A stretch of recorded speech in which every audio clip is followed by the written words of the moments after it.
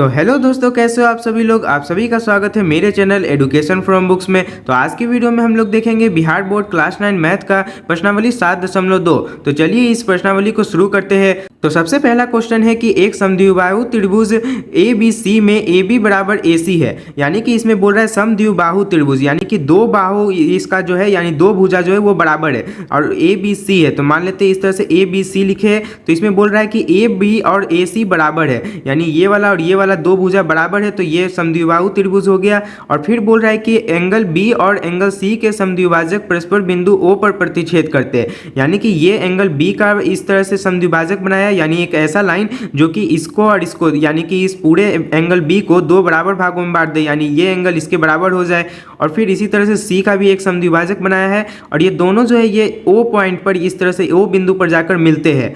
और उसके बाद बोल रहा है कि ए और ओ को जोड़िए, यानी कि यहाँ से इस ए से इस ओ को इस तरह से जोड़ देना है। और अब इसमें हम लोगों को दर्शाना है ये दो चीज़। तो सबसे पहले हम लोगों को दर्शाना है कि ओ बी बराबर ओ सी है, यानी यहाँ पर ये जो ओ बी और ओ सी लाइन दिख रहा है ये दोनों बराबर है, ये हम लोगों को सिद्ध करना है। और फिर हम लोग को ये सिद्ध करना है कि ए ओ कोण ए को समद्विभाजित करता है, यानी ये जो ए ओ लाइन है ये इस एंगल ए को समद्विभाजित कर रहा है, ये हम लोग को सिद्ध करना है। तो इसे हम लोग कैसे करेंगे, चलिए देखते हैं। तो ध्यान से देखिए, इस क्वेश्चन में हम लोग को सबसे पहले ये दिया हुआ था कि ये समद्विबाहु त्रिभुज है जिसमें ए बी बराबर ए सी है, यानी कि ये दो भुजा बराबर है। और आप लोगों को पता होगा कि बराबर भुजाओं के सम्मुख कोण जो होते हैं वो भी बराबर होते हैं, यानी कि इसके सम्मुख में कौन सा कोण है, ये वाला यानी एंगल सी। तो यहाँ पर हम लोग लिख सकते हैं कि एंगल सी जो होगा वो बराबर होगा इसके सम्मुख में कौन सा है, एंगल बी, यानी कि एंगल सी बराबर एंगल बी होगा, यानी ये दोनों एंगल जो है ये वाला और ये वाला ये दोनों बराबर होगा। अब उसके बाद क्वेश्चन में ये बोला था कि ये बी ओ जो है ये इस एंगल का समद्विभाजक है और सी ओ जो है वो इसका समद्विभाजक है, यानी कि अगर हम लोग यहाँ पर इस तरह से हाफ करके लिखते हैं, हाफ एंगल सी बराबर हाफ एंगल बी। तो यानी अगर हम लोग दोनों में आधा कर देते हैं, तो ध्यान से देखिए, अगर इस पूरे का हम लोग आधा चाहे तो इस एंगल को लिख सकते हैं, क्योंकि ये दोनों एंगल बराबर है। तो यानी कि यहाँ पर हम लोग इसको लिख सकते हैं ओ बी सी। तो यहाँ पर एंगल ओ बी सी आ जाएगा और बराबर, और यहाँ पर ओ सी बी आ जाएगा, एंगल ओ सी बी। या फिर इसको ऐसे उल्टा भी लिख सकते हैं, क्योंकि यहाँ पर हाफ एंगल सी है तो इसलिए सी वाला उधर चल जाएगा और बी वाला इधर आ जाएगा, यानी कि बस इतना ये देखिए कि ये और ये बराबर है। अब हम लोगों को ये और ये बराबर मिल गया है। और आप लोगों को ये भी पता होगा कि दो अगर कोण बराबर होता है तो उसके सम्मुख वाला भुजा भी बराबर होता है। तो यानी कि इसके सम्मुख में हम लोगों का कौन सा है, ये वाला ओ बी है, तो इसलिए हम लोग कह सकते हैं कि ओ बी जो होगा वो बराबर होगा इस कोण के सम्मुख में कौन सा भुजा है, ये ओ सी। तो इस तरह से हम लोग का आ जाएगा कि ओ बी बराबर ओ सी है। अब दूसरा हम लोग को ये प्रूव करना था दूसरा में कि ए ओ कोण ए को समद्विभाजित करता है, यानी कि ये जो ए ओ लाइन है ये इस यहाँ पर ये दोनों एंगल बराबर है, ये हम लोग को सिद्ध करना है। यानी कि ये ए ओ कोण जो है ये इस एंगल ए को समद्विभाजित कर रहा है, यानी दो बराबर कोणों में बांट रहा है। तो इसे हम लोग कैसे करेंगे, तो ध्यान से देखिए, यहाँ पर हम लोग को एक ये वाला त्रिभुज और एक ये वाला त्रिभुज दिख रहा है। अगर हम लोग ध्यान से देखें तो इस त्रिभुज में हम लोग को दिख रहा है कि ये जो है ये बराबर है इसके। तो यानी कि हम लोग सबसे पहले इस तरह से लिखेंगे कि त्रिभुज ए ओ बी तथा त्रिभुज ए ओ सी में, तो इन दोनों त्रिभुज में हम लोग क्या करते हैं, इन दोनों को कॉन्ग्रुएंट करना है, यानी सर्वांगसम करना है। तो सबसे पहले हम लोग को दिख रहा है ए बी बराबर ए सी है, तो इस तरह से ए बी बराबर ए सी लिख देंगे और लिख देंगे कि ये दिया है, यानी क्वेश्चन में ही हम लोगों को दिया है। और उसके बाद फिर दूसरा हम लोग देखें तो यहाँ पे ए ओ जो है वो दोनों में हम लोगों को उभयनिष्ठ दिख रहा है, यानी कि ये एक त्रिभुज और ये एक त्रिभुज, इसमें ए ओ दोनों में आ रहा है। तो इस तरह से हम लोग ए ओ बराबर ए ओ लिख सकते हैं और साइड में हम लोग लिख देंगे उभयनिष्ठ। तो ये हम लोग का उभयनिष्ठ वाला हो गया। अब उसके बाद ध्यान से देखिए, तो अभी हम लोगों ने क्या सिद्ध किया कि ओ बी बराबर ओ सी है, तो यानी कि हम लोग ये भी लिख सकते हैं। तो ये हो गया ओ बी बराबर ओ सी और ये हम लोग लिख देंगे सिद्ध किया। तो यानी हम लोग इसको सिद्ध किए हैं। अब ध्यान से देखिए, इससे हम लोग को क्या मिला कि ये वाला भुजा इसके बराबर, ये भुजा इसके बराबर और ये दोनों में उभयनिष्ठ हो गया, यानी कि एस एस एस सर्वांगसम नियम से हम लोग कह सकते हैं कि ये दोनों जो है ये हम लोग का सर्वांगसम हो जाएगा, यानी त्रिभुज ए ओ बी सर्वांगसम हो जाएगा त्रिभुज ए ओ सी के। और ये किससे, तो एस एस एस रूल से। अब जैसे ही ये दोनों त्रिभुज सर्वांगसम हो गया है, तब हम लोग ध्यान से देखिए कि यहाँ पर ये एंगल और ये एंगल भी तब सर्वांगसम बराबर हो जाएगा, यानी कि यहाँ पर हम लोग लिख सकते हैं एंगल बी ए ओ बराबर एंगल सी ए ओ हो जाएगा। तो ये हम लोग का सी पी सी टी से आ जाएगा, यानी कि कोई भी दो सर्वांगसम त्रिभुज होता है तो उसका कोई भी जो संगत भाग होता है वो बराबर होता है। तो ये वाला और ये वाला दिख, यहाँ पर हम लोग देख भी सकते हैं कि BAO है तो इस ऑर्डर में लिए, और यहाँ पर भी CAO इसी ऑर्डर में, यानी सेम ऑर्डर में जब रहता है तो वो दोनों चीज़ बराबर हो जाता है। तो इसलिए ये एंगल और ये एंगल हम लोग का बराबर हो जाएगा CPCT से। तो ये इसके बाद हम लोग बस लिख देंगे कि अतः AO कोण A को समद्विभाजित करता है। अब हम लोग दूसरा प्रश्न देखते हैं। तो इसमें है कि त्रिभुज ABC में AD भुजा BC का लंब समद्विभाजक है। यानी कि यहाँ पर ये एक त्रिभुज है ABC, इसमें बोल रहा है कि भुजा BC जो है ये BC इसका लंब समद्विभाजक बनाया है। यानी कि इस पर 90 डिग्री पर एक इस तरह से लाइन खड़ी है और ये इसको समद्विभाज कर रहा है, यानी बराबर दो बराबर भागों में बांट रहा है, यानी कि BD बराबर CD होगा। तो ये हम लोग को बोल दिया, यानी कि सबसे पहले तो लंब है 90 डिग्री पर है, और यहाँ पर ये भी बोल दिया कि यहाँ पर ये दोनों बराबर है, यानी लंब समद्विभाजक है ये। फिर उसके बाद बोल रहा है कि दर्शाइए कि त्रिभुज ABC में एक समद्विबाहु त्रिभुज है जिसमें AB बराबर AC है। यानी कि अब हम लोगों को इसमें ये सिद्ध करना है कि यहाँ पर AB जो है होगा वो AC के बराबर होगा, और इससे हम लोगों को फिर ये भी सिद्ध करना है कि समद्विबाहु त्रिभुज है। यानी कि अगर हम लोग ये सिद्ध कर देंगे कि ये दोनों भुजा बराबर है तो ये अपने आप ABC त्रिभुज जो है वो एक समद्विबाहु त्रिभुज बन जाएगा। तो हम लोग इसे कैसे सिद्ध करेंगे चलिए देखते हैं। तो ध्यान से देखिए, इसमें हम लोग को सबसे पहले ये दिया था कि ये 90 डिग्री पर है। तो ध्यान से देखिए, अगर यहाँ 90 डिग्री है तो यहाँ पर भी 90 डिग्री ही होगा, क्योंकि ये दोनों क्या है, लीनियर पेयर, यानी कि रैखिक युग्म से ये दोनों जोड़ के 180 होगा। तो अगर ये 90 है तो ये भी 90 आ जाएगा। अब हम लोगों को ये भी दे दिया था कि BD बराबर CD है। अब ध्यान से देखिए, तो ये हम लोग क्या करेंगे कि ये दोनों त्रिभुज को सर्वांगसम कर देंगे, तब हम लोगों को इससे आराम से मिल जाएगा कि AB बराबर AC है। तो सबसे पहले हम लोग देखते हैं कि इन दोनों को हम लोग सर्वांगसम करेंगे कैसे।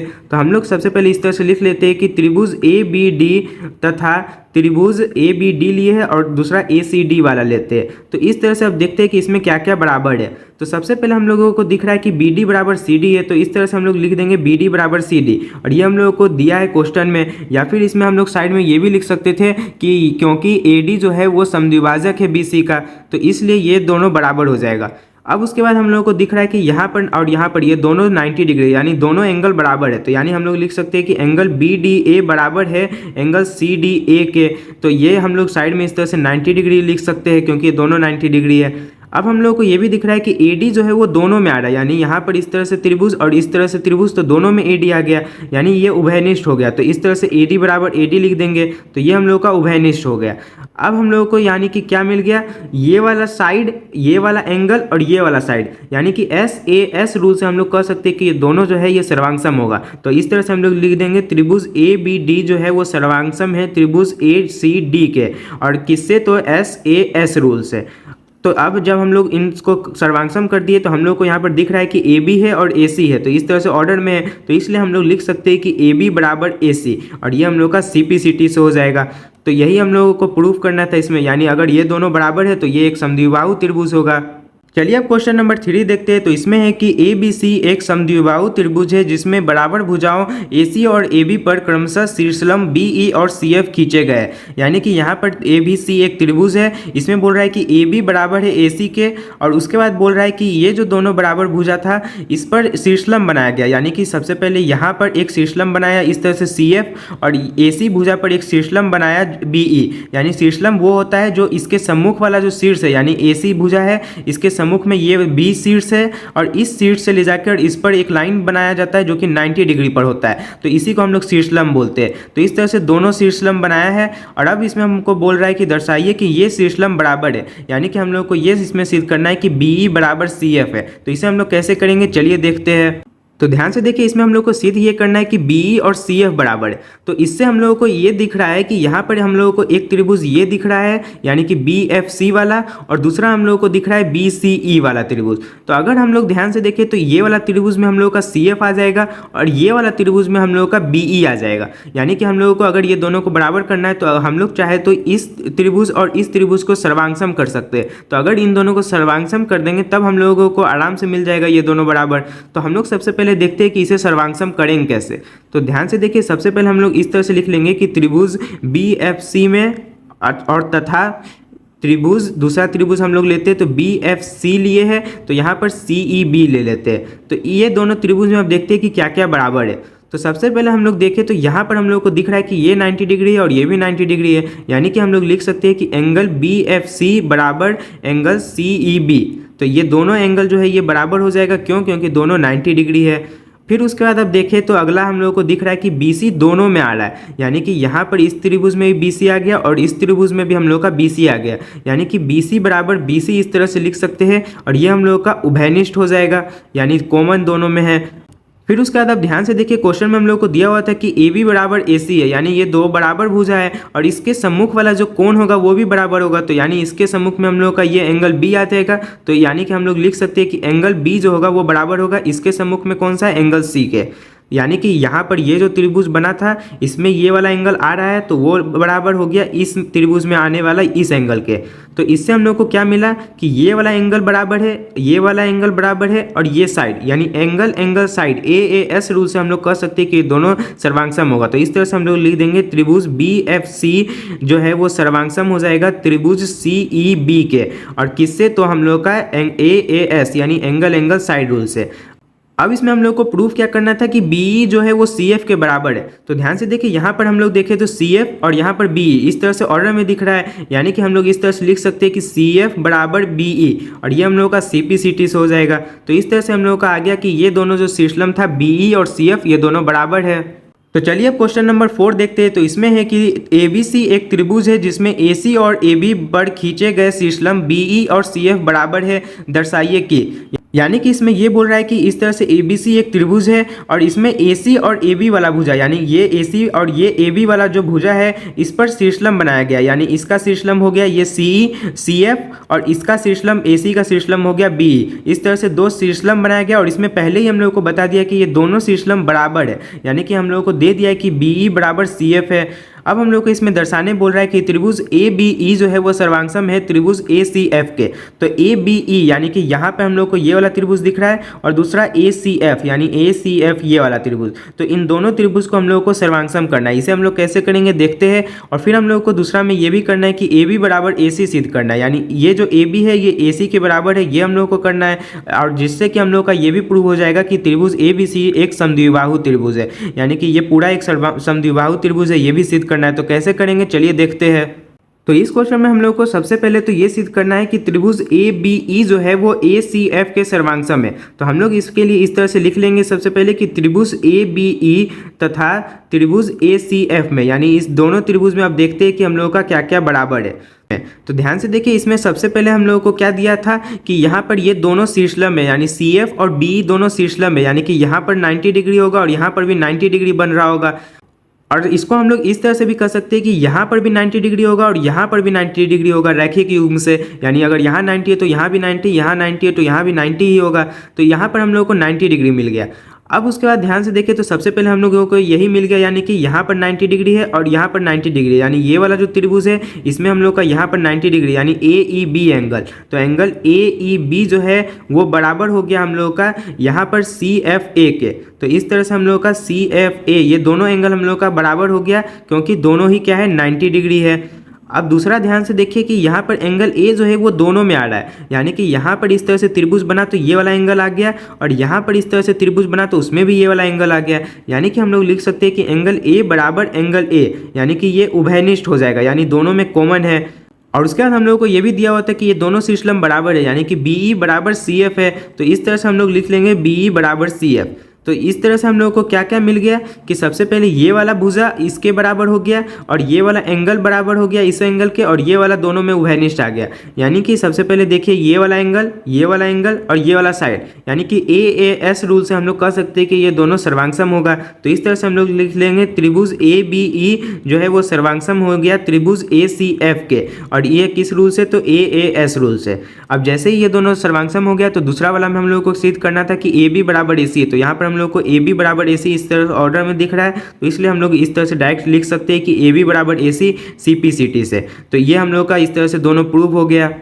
तो चलिए अब क्वेश्चन नंबर 5 देखते हैं। तो इसमें है कि ABC और DBC समान आधार BC पर स्थित दो समद्विबाहु त्रिभुज है, दर्शाइए कि एंगल ABD बराबर एंगल ACD है। यानी कि यहाँ पर बोल रहा है कि एक ही आधार है BC और इसी आधार पर दो त्रिभुज बनाया गया है, दोनों ही समद्विबाहु है, यानी कि ऊपर साइड एक त्रिभुज इस तरह से ABC बनाया और नीचे साइड इस तरह से BCD बनाया, और ये दोनों त्रिभुज समद्विबाहु है, यानी इसमें AB बराबर AC है और इसमें CD बराबर BD है। अब हम लोग को इसमें दर्शाना है कि एंगल ABD BD और ACD यानी कि ABD यानी ये पूरा वाला एंगल और ACD यानी ये पूरा वाला एंगल, ये दोनों एंगल बराबर है। तो इसे हम लोग कैसे करेंगे, चलिए देखते हैं। तो ध्यान से देखिए, इस क्वेश्चन में हम लोग को सबसे पहले ये दिया हुआ है कि AB बराबर AC है। अगर ये दोनों बराबर है तो इसके सम्मुख वाला जो कोण होगा वो भी बराबर होगा। यानी कि सबसे पहले हम लोग इस तरह से लिखते हैं कि AB बराबर AC, और इससे हम लोगों को क्या मिल गया कि इसके सम्मुख में जो कोण है यानी कि एंगल ABC, तो इस तरह से हम लोग लिखेंगे एंगल ABC जो है वो बराबर हो जाएगा एंगल ACB के। तो इस तरह से हम लोगों को ये मिल गया।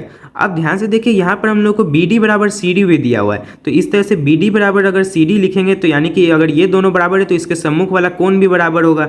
यानी कि हम लोग कह सकते हैं कि ये जो CD है इसके सम्मुख में हम लोग का ये वाला कोण यानी कि CBD, एंगल CBD जो होगा वो बराबर हो जाएगा इसके सम्मुख में ये वाला कोण है यानी कि BCD के। तो इस तरह से हम लोग लिख लेंगे। अब ध्यान से देखिए, इस तरह से हम लोग को दो समीकरण मिल गया। तो इसे एक मान लेते हैं और इसे समीकरण 2 मान लेते हैं। अब हम लोग क्या करते हैं, इन दोनों समीकरण को जोड़ते हैं। तो ये यानी कि ये हो जाएगा ABC प्लस एंगल CBD, यानी कि जो इधर वाला है उसको जोड़ देंगे और जो उधर वाला है उसको जोड़ देंगे। तो यानी कि इन दोनों को इस तरह से जोड़ दिया और बराबर angle ACB plus angle BCD हो जाएगा। तो ये ध्यान से देखिए, अगर हम लोग इन दोनों एंगल को जोड़ेंगे तो ये वाला एंगल है ABC और दूसरा है CBD यानी कि CBD ये वाला एंगल। तो इन दोनों को एंगल को जोड़ने पर हम लोग का पूरा ये वाला एंगल आ जाएगा यानी कि ABD आ जाएगा। और उसी तरह से उधर साइड हम लोग जब इन दोनों एंगल को जोड़ेंगे यानी ये वाला और ये वाला एंगल को, तो ये पूरा एंगल यानी कि ACD आ जाएगा। तो इस तरह से हम लोग का प्रूव हो जाएगा कि ABD एंगल जो है वो ACD के बराबर है। तो चलिए अब क्वेश्चन नंबर 6 देखते हैं। तो इसमें है कि ABC एक समद्विबाहु त्रिभुज है जिसमें AB बराबर AC है। यानी कि यहाँ पर ABC ये वाला त्रिभुज है, ये समद्विबाहु है, इसमें AB साइड AC के बराबर है। और इसमें बोल रहा है कि भुजा BA बिंदु D तक इस प्रकार बढ़ाई गई है कि AD बराबर AB है।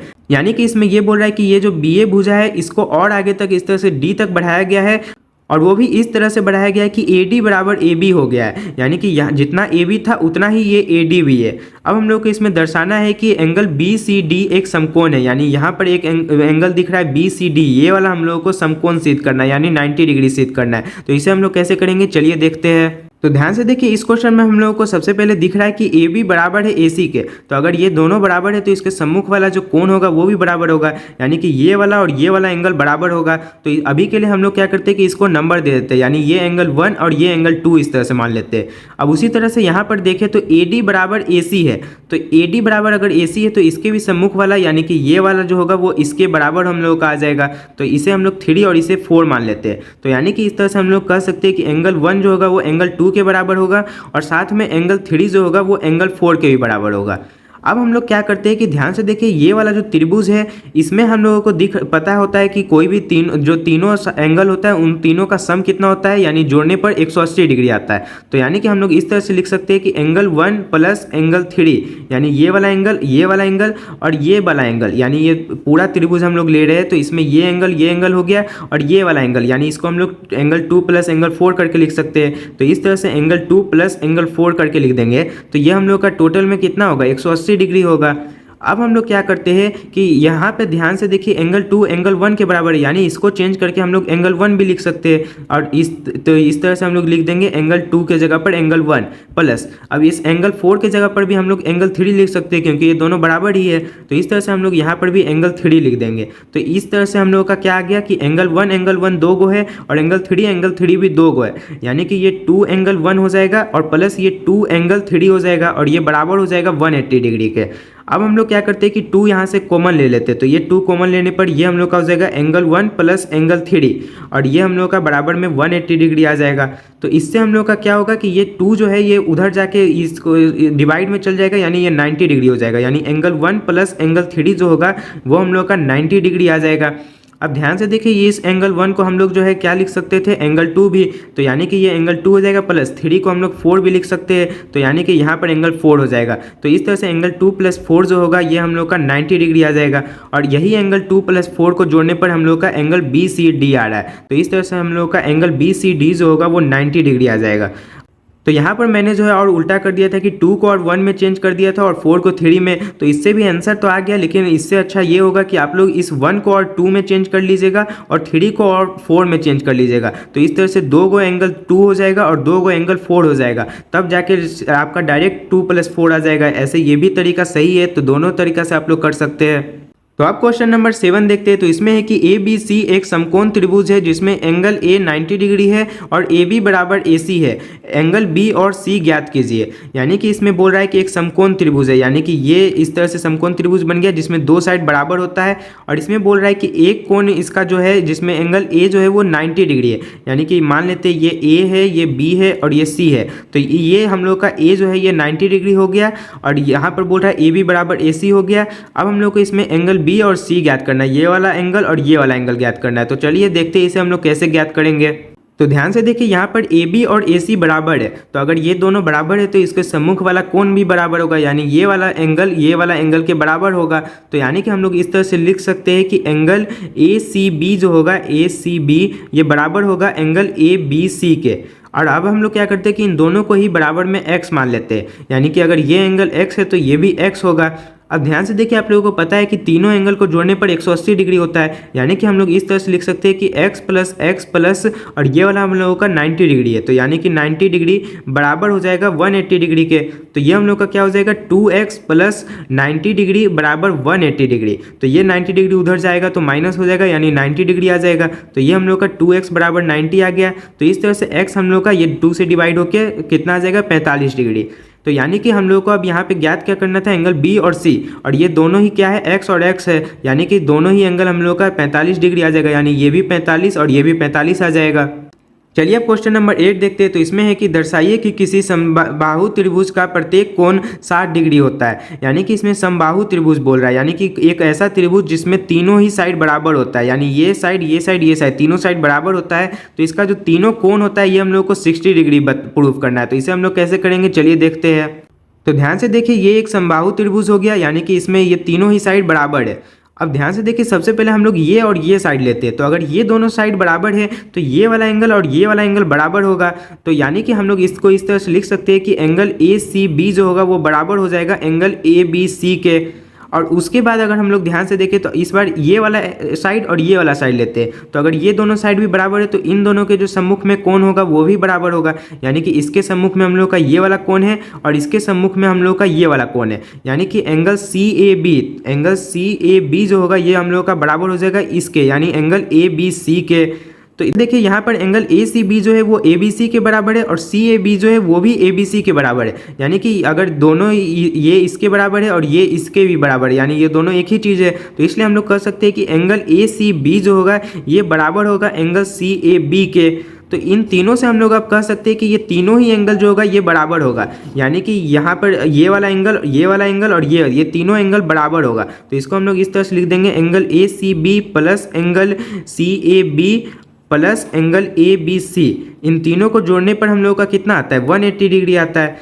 अब तीनों ही अगर बराबर है तो हम लोग तीनों को ही कोई एक एंगल लिख लेते हैं। मान लेते हैं यहाँ पर एंगल ए सी बी ही दोनों को लिख लेते हैं। तो ये हम लोग का 3 एंगल ए सी बी आ जाएगा। तो इस तरह से बराबर में 180 डिग्री आ जाएगा और यहाँ से 3 से इसको काटने पर 60 डिग्री आ जाएगा, यानी एंगल ए सी बी जो है हम लोग का 60 डिग्री आ जाएगा। और तीनों ही एंगल बराबर है, यानी अगर कोई एक भी 60 डिग्री आ गया तो हम लोग का बाकी दोनों भी 60 डिग्री हो जाएगा। तो इस तरह से हम लोग का आ गया कि कोई भी समबाहु त्रिभुज होता है तो उसका प्रत्येक कोण 60 डिग्री होता है। तो इसी के साथ प्रश्नावली 2 यहीं पर समाप्त होता है। तो अब हम लोग मिलेंगे इसके अगले प्रश्नावली में। जय हिंद।